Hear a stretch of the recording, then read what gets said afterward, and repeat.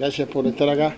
Bueno, la idea es compartir un poco de información y de razonamientos acerca de cómo vencer este cerco, ¿no?, de que hablaba Ana. Y yo, por supuesto, aclaro que ni soy famoso ni tengo muchas soluciones, sencillamente compartir una experiencia a partir de plantearnos una problemática y cómo podemos por lo menos arañar ese cerco que se teje sobre Cuba y sobre muchas otras cosas usando. Este hombre obviamente no es un periodista, es un fiscal, ¿no? A la hora de tratar el tema, fíjense, todo lo que él dice, él no necesita pruebas para afirmarlo, no cita ninguna fuente. Todo lo que yo digo, usted dice, aunque yo le diga, está en tal documento, está en tal lugar, él constantemente lo coloca como en mi subjetividad. Aunque yo le trate de demostrar que son hechos y que están respaldados por el documento. Y todo lo que él dice son hechos que no necesitan probarse. Segundo, es muy interesante porque cumple todo el tiempo lo que yo creo que es el hilo conductor de la relación entre los medios de comunicación y la política de Estados Unidos contra Cuba. O sea, uno, hacer visible los problemas que Cuba tiene y segundo, hacer invisible las causas de esos problemas, que en buena parte son debido a la política de Estados Unidos. O sea, hay una relación causa-efecto que al hablar del efecto sin la causa hace parecer al régimen cubano, como ellos dicen, como un fracaso, ¿no? O sea, no hay internet solo porque el gobierno cubano no quiere, no hay nada que Estados Unidos haya hecho para impedirlo, por poner un solo. Tercer elemento, él trata todo el tiempo, miren el espacio que le dedica, yo creo que es más de la mitad de la entrevista, a visibilizar a los llamados opositores. O sea, con nombre y apellido, a Giovanni Sánchez, a los otros supuestos periodistas, ocupan un enorme espacio y tratando de todo el tiempo de primero presentarlos como víctimas del gobierno cubano y segundo como que son lo único que existe, o sea que es otra trampa de los medios de comunicación. En Cuba existen dos cosas, el gobierno y esta oposición, en el medio no existe más nada. Por tanto, le llevan todo el derecho a la expresión, como mismo hacen aquí en todas partes, a la inmensa mayoría de la gente, como pueden ser los trabajadores, no existen para los medios, el ejemplo que ponía Ana, ¿no? Y así, ¿no? Y va cumpliendo esa misión. Yo no recuerdo, seguro que ustedes tampoco, y me imagino que nadie, un solo nombre de un de una persona que lleva mínimo 10 años preso en Guantánamo. Yo no puedo citar un solo nombre, y sigo bastante los periódicos, leo bastante información, pero estas personas que a lo mejor estuvieron presos una hora, tipo te lo cita con nombre y apellido, como si tú estuvieras en la obligación de conocerlos por su nombre y sus apellidos todo el tiempo. Entonces, esas trampas que no son el fruto de que venga el embajador americano ahí al tipo le diga, haz esto, ¿no?, sino son el fruto de una relación entre la posición de estos medios, la manera en que nutren su agenda y el sistema al que pertenecen, ¿no? Es lo que predomina en el 99% de los casos. Ahora, eso mismo es transmitido también estamos hablando de la televisión, pero bueno, los periódicos, la internet, y ahí quería ir. O sea, yo creo que en las condiciones de hoy, donde todos estos contenidos son trasladados a la red por primera vez, nosotros también tenemos la oportunidad de contrastar eso. Yo recuerdo, aquí los compañeros supongo que conocen como información, ¿no? Recuerdo hace como 3 años que había en Sevilla un programa de alfabetización cubano, Yo Sí Puedo, y la televisión cubana española hizo un reportaje, televisión pública, sobre eso, y nos dijo que las personas que estaban implementando ese programa, y que ese programa había sido originado en Cuba, y Cuba Información llamó a enviarle mensajes a través de las redes sociales, el correo electrónico, no sé si alguno de ustedes participó en eso, y logró una rectificación de Televisión Española, igual que sucedió cuando, creo que también fue Televisión Española, hizo un reportaje sobre los médicos cubanos en Haití y dijo que que el que entrevistaba era español, a pesar de que tenía un pullover de Che y una gorra que decía Cuba, ¿no? Entonces, yo creo que esos son ejemplos de cómo uno puede, si se pone de acuerdo, o sea, es muy difícil que nosotros logremos tener la misma audiencia que el canal de la televisión pública de Andalucía, o solo yo pueda con una cuenta en Twitter hacer que este hombre rectifique cualquier cosa, o lo denuncie, o pague un precio, que yo creo que es de lo que se trata. Nosotros no vamos a cambiar las posiciones ideológicas de ningún medio de comunicación, pero vamos a obligarlos a pagar un precio por eso. Y yo ponía el ejemplo también de a ver si está aquí, ya. De este caso, les explico, una periodista chilena que se llama Consuelo Saavedra. Es la periodista más famosa de la televisión de Chile. Esa sí es famosa, ¿verdad? Y esta mujer fue a Cuba durante la visita del Papa Benedicto XVI el año pasado.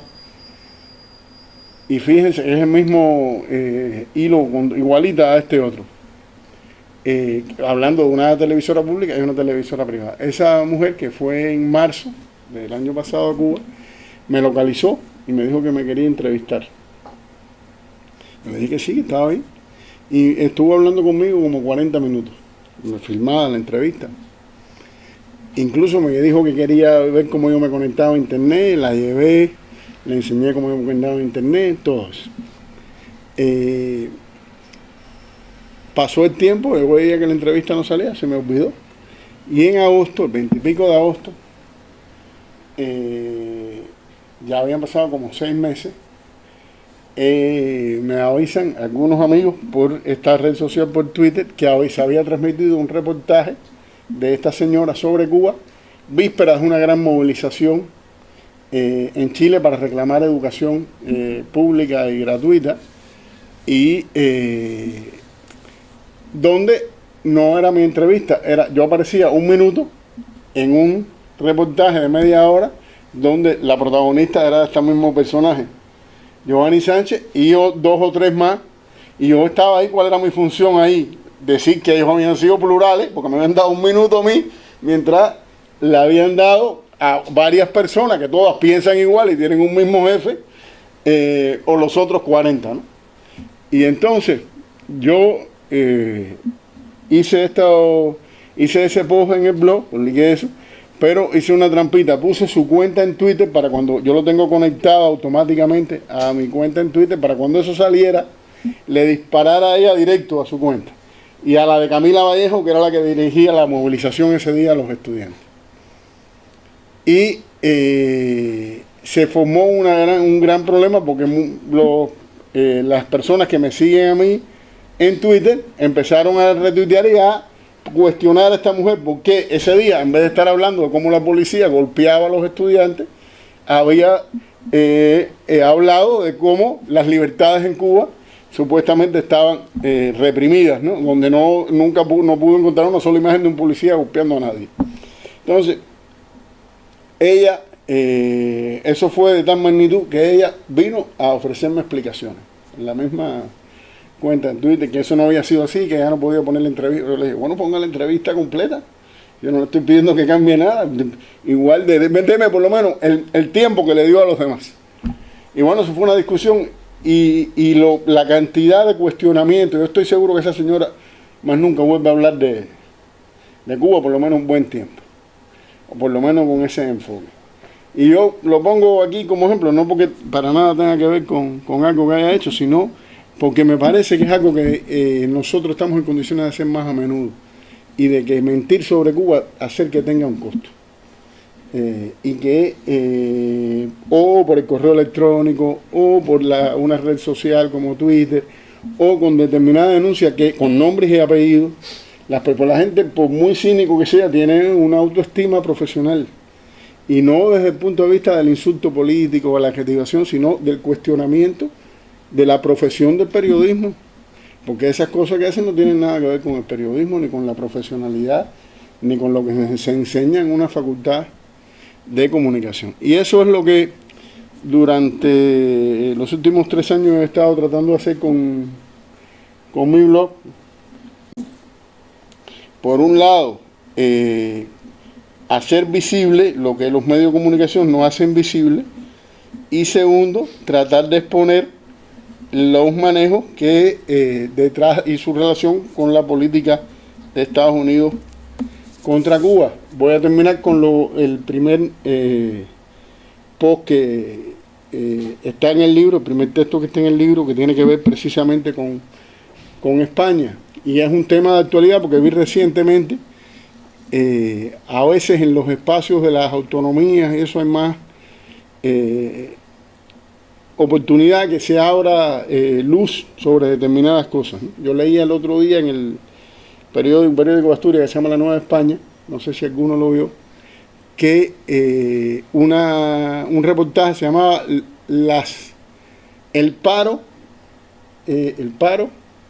llena las aulas de La Habana, que es una familia cubana que vive en Asturias, y dicen que no es la única, que son bastantes, que al no poder pagarle aquí los textos, los libros de texto y la comida a los hijos en la escuela, los ha mandado a continuar sus estudios en Cuba. Eso debería ser no solo noticia en Asturias, debería ser noticia, porque dicen que en el periodismo la noticia es no que el perro muerda al hombre, sino que el hombre muerda al perro, y aquí constantemente nos están repitiendo que todo el mundo quiere irse de Cuba, ¿no? Y hace como 3 días también vi en un periódico del País Vasco una de estas personas que vino, que hace como 3 años recibidos por el gobierno del PSOE, que decía que prefería estar en la cárcel en Cuba a que estar aquí como estaba, ¿no? Y primero datos que son de fuentes no cubanas, de lo mismo del World Fact, va de ¿cómo se llama? El libro mundial de la CIA, que por ejemplo cuando habla de determinados indicadores de calidad de vida pone a Cuba entre los primeros 5 países en la mayoría de ellos. O otra cosa que yo quería mostrarles, que es, déjame ver si lo encuentro aquí, que es la sostenibilidad de los distintos países del mundo, donde por ejemplo te da esto que está aquí. Esto que está aquí, esta zona verde que está aquí, es la zona donde un país pudiera ser sostenible, que combina aquellos países que combinan una baja huella ecológica. Huella ecológica es aquellos países que haría falta menos de un planeta si todo el mundo viviera como ellos, ¿no? Como ven ahí, hay muchos que harían falta 4, 5, 6 planetas, Estados Unidos, Europa Occidental, y otros que hace falta menos un planeta, como los países africanos, varios latinoamericanos, asiáticos. Pero estos países latinoamericanos y asiáticos, a diferencia de los occidentales y Estados Unidos y Japón, tienen un muy bajo índice de desarrollo humano. Esta zona verde que está aquí es los países que tienen un alto índice de desarrollo humano y una baja huella ecológica. El único país que está ubicado en esa zona es Cuba, lo cual debería ser titular de primera plana a todos los medios de comunicación del mundo. Bueno, eso es una información igual como la del hombre que mordió al perro, igual es ocultada, ¿no? Y pasa, como tú decías, hay un grupo de cosas que han sido construidas como reflejos condicionados. Cuando tú ves la palabra Cuba, se asocia automáticamente dictadura, falta de libertades, porque durante 20, 30, 40 años han estado repitiendo la misma asociación, como el perro de Pavlov y la campanita.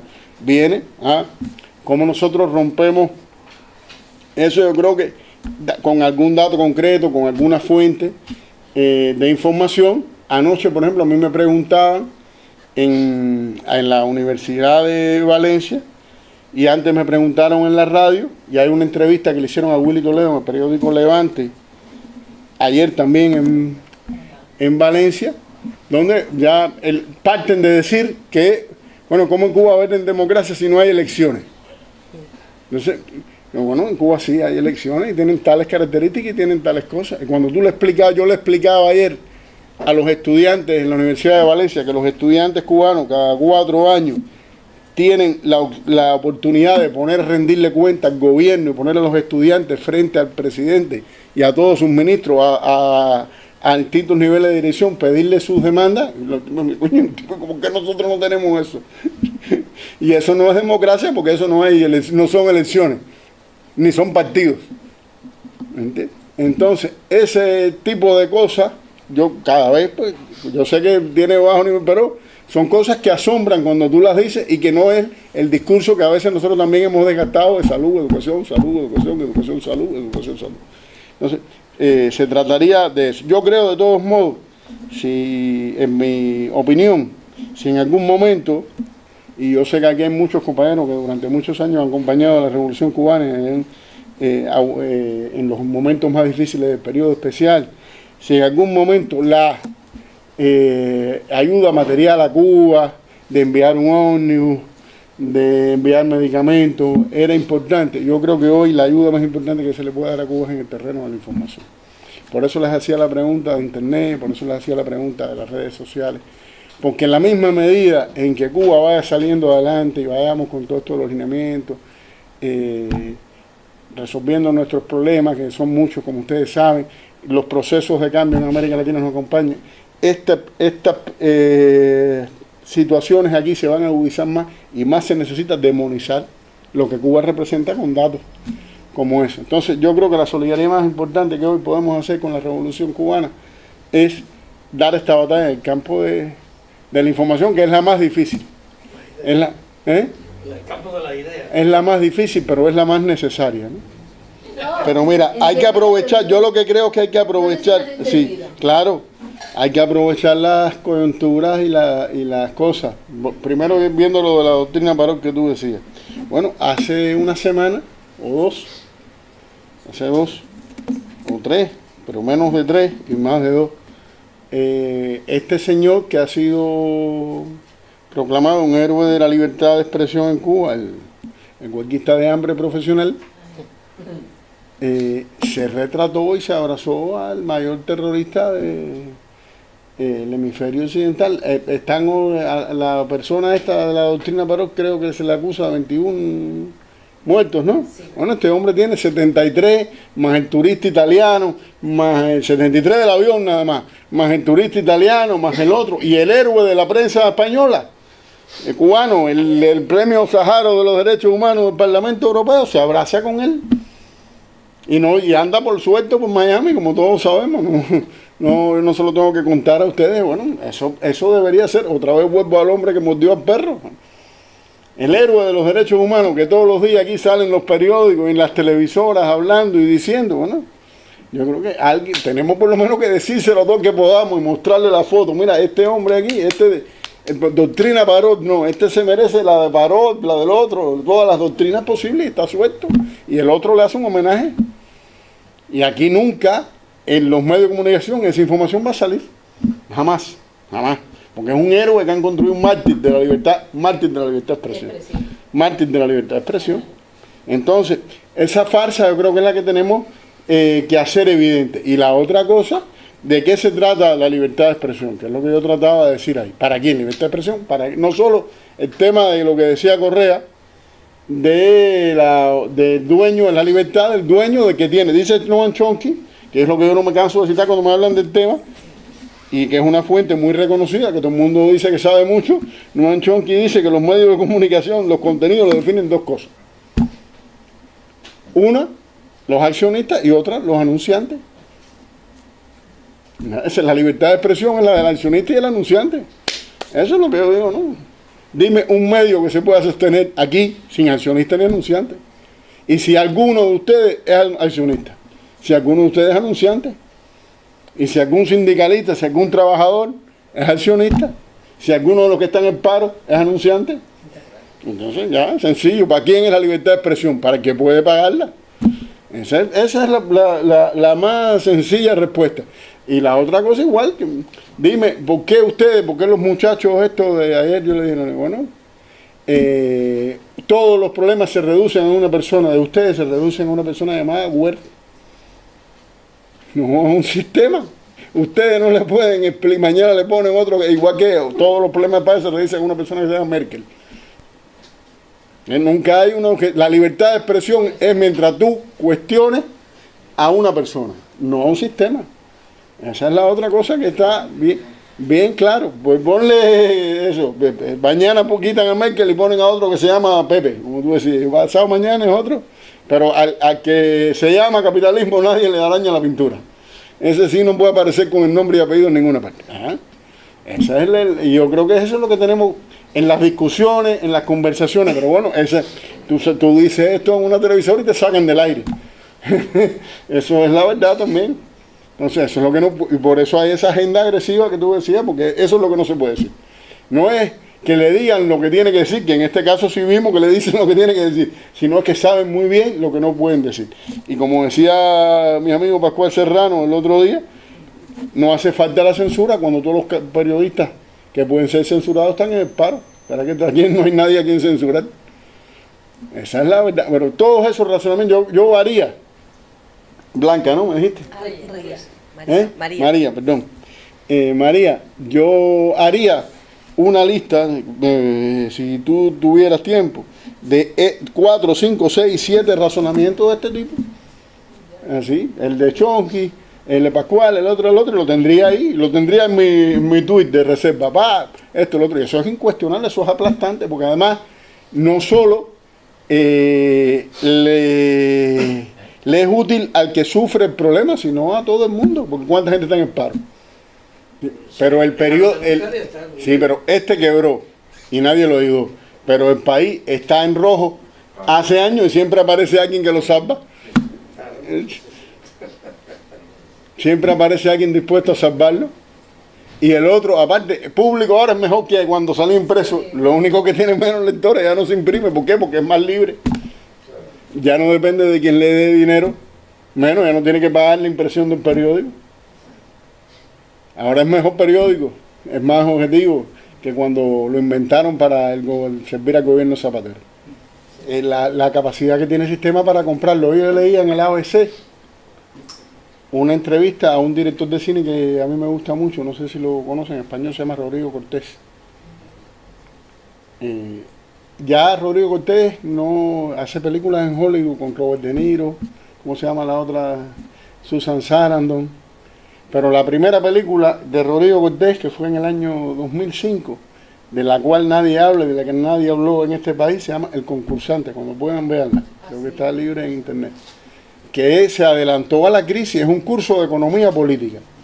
Pero esa película no existió, pero el hombre tenía talento y enseguida apareció alguien que le dio un proyecto para hacerse célebre, ganar mucho dinero, convertirse en una estrella, y ahora el ABC, que nunca habló del Concursante, habla de sus nuevas películas y de sus éxitos en Hollywood. ¿Ya? O te aplasto y te callo, o te compro.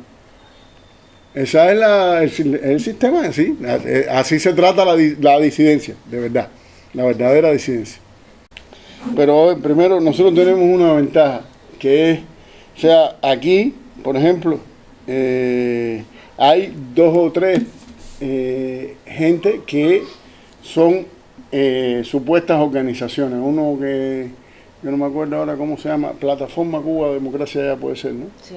Es una persona con una cuenta bancaria. Entonces es una plataforma. Para los medios de comunicación es una plataforma. Tú no sabes ni si son 1000 o 1.000.000. Y es un tipo con una cuenta bancaria. Otro que se llama Observatorio Cubano de Derechos Humanos también. Ese es otro tipo con una cuenta bancaria. Y hay otro más así, ¿no? Son pequeños, como le dicen ahí, chiringuitos, ¿no? Como lo que a los cubanos le decimos timbiriche. Cada uno tiene su negocito. Y en dependencia de la resonancia que aquí hacen, me imagino que cogen del presupuesto de los 20 millones del que yo hablaba. Esas personas no necesitan organizarse porque digan coma o punto, van a venir la caja de resonancia a amplificarlo. Pero nosotros que no tenemos una cuenta bancaria, pero somos más, muchos más, con respecto al que es uno solo.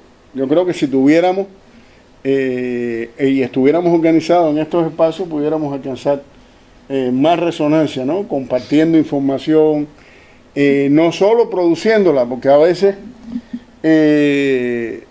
no sé, no se trata de que hablemos de esto que está pasando aquí, sino que, por ejemplo, amplifiquemos esa información que yo hablaba, que salió en la Nueva España, o la otra que salió en el periódico del País Vasco, con nuestro enfoque, a lo mejor con otro título, con otra, o lo que hacen los compañeros de Cuba Información, que me parece excelente, o lo que sale en una página como Cuba Debate o en otra que ha salido hace poco, que ha tenido mucha circulación, que se llama Joanislandia, no sé si la han visto, joanislandia.com.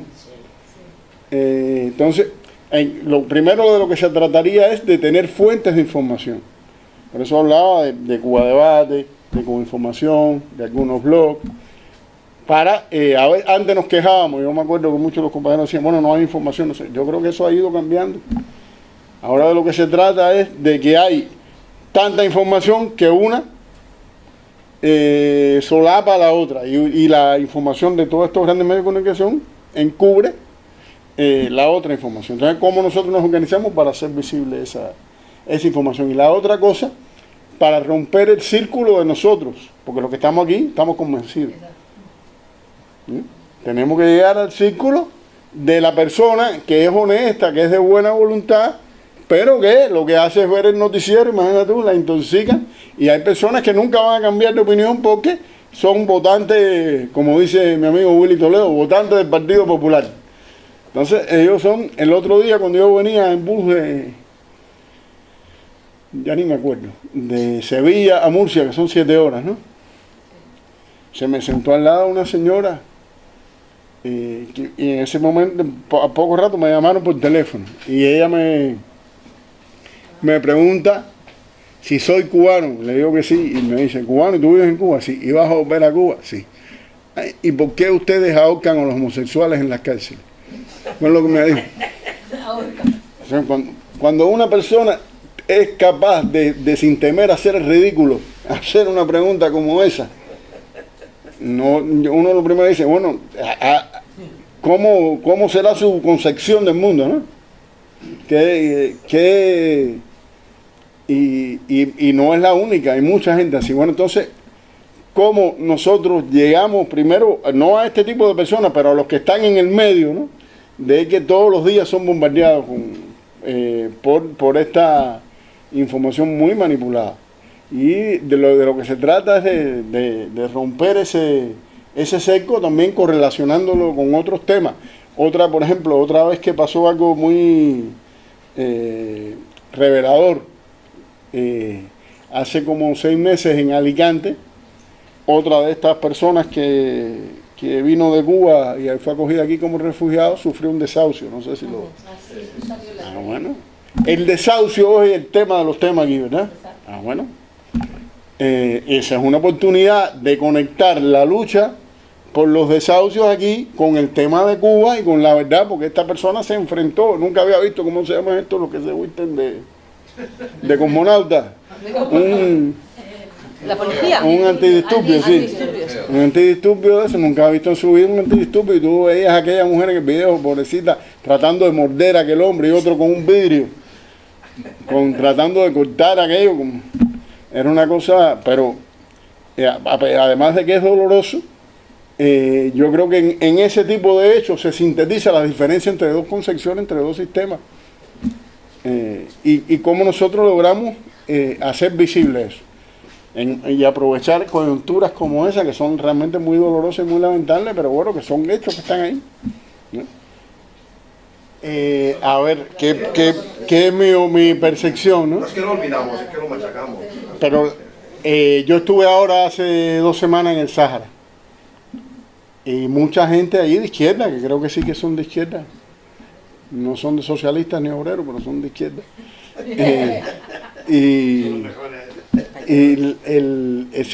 y van allí y hacen cosas por el Sahara, porque por cierto, en el Sahara todo el que tiene algún nivel cultural, todo el que estudió algo, se lo debe a Cuba, y te lo dicen además cuando saben que tú eres cubano, viene la madre, el hermano, el hijo, a agradecerte eso. Y esas personas son solidarios con el Sáhara, pero no tienen el mismo activismo con Cuba. Yo pienso que es porque hacerlo con Cuba tiene un costo. Tiene un costo. Y mientras a este cineasta del que hablábamos le ofrecen un trabajo, a Willy Toledo lo han dejado desaparecido al extremo de que no tiene dónde trabajar. Entonces tiene un costo. Y eso funciona como un efecto de demostración. Tú sabes, si pasas esa raya Y la gente tiene familia y tiene necesidad y tiene que trabajar. Y no todo el mundo está en condiciones de dar ese paso si tiene una capacidad de amplificación mediática. Eso no era así en los 60. El nivel de control de lo que se le podemos llamar la industria cultural que había en los 60 no es el que hay hoy.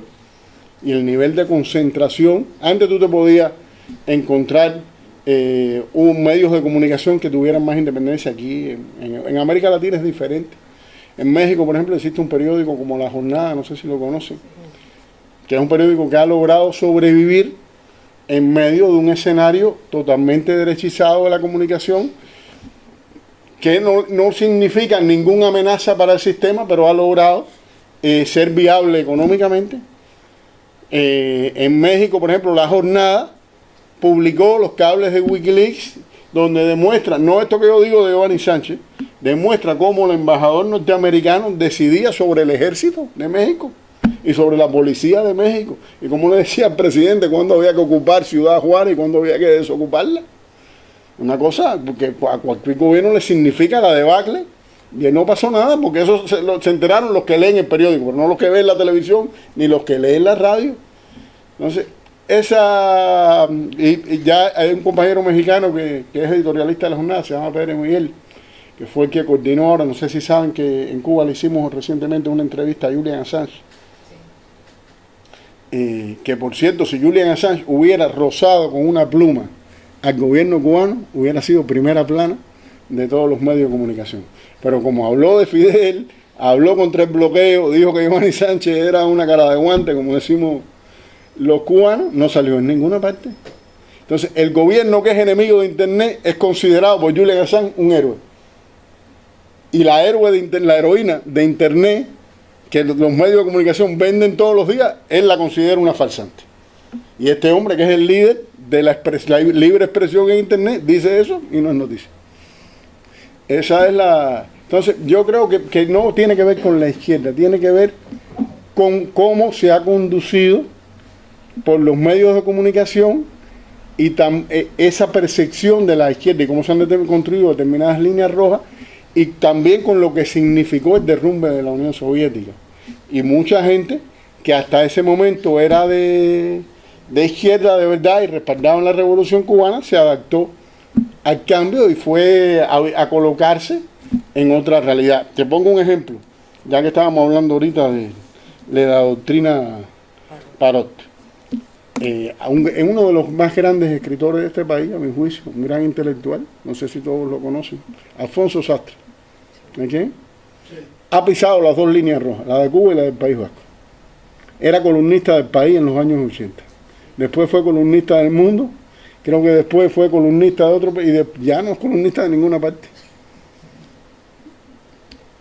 Y sus obras de teatro dejaron de ponerse. Ven, un clásico del teatro de la segunda mitad del siglo XX en este país y en nuestra lengua no existe. Pero Alfonso Sastre tiene familia, tiene que vivir, hay muy poca gente que tiene esa consecuencia y mantiene esa posición. Otros, como el señor Sabater, ha pasado por todo, es el Fouché del siglo XXI, ha pasado por todas las posiciones políticas.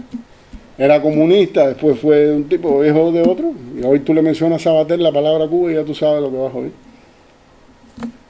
Y nada peor que un renegado. Necesariamente tiene que, creo que explica esa posición también, Zapatero es, junto a Franco, el único líder de este país que jamás fue a Cuba. Bueno, Franco se entiende. Zapatero, ¿por qué? Hasta Aznar fue a Cuba, Adolfo Suárez fue a Cuba, Felipe González. Zapatero terminó su paso por el gobierno y nunca se atrevió a poner un pie en Cuba. Y busquen todas las declaraciones de Zapatero sobre Cuba, yo creo que son peores que las de Franco.